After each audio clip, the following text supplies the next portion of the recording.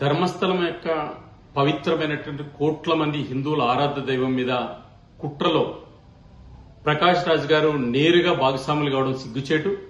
ప్రకాష్ రాజ్ గారు ఎక్కడికి పారిపోయారు? జస్ట్ ఆస్కింగ్ పేరు మీద అందరినీ ప్రశ్నించే నువ్వు ఇంత పెద్ద కుట్రకోణంలో ఏ రకంగా ఇరుక్కున్నావు?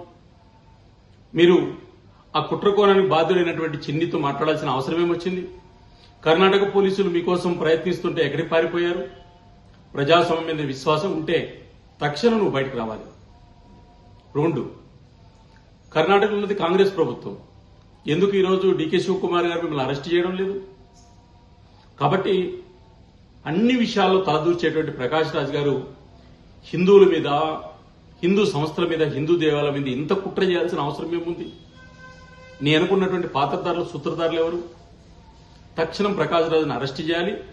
ప్రకాష్ రాజ్ గారు స్వచ్ఛందంగా ఈరోజు ముందుకొచ్చి కోట్ల మంది హిందువులకు సమాధానం చెప్పాలి.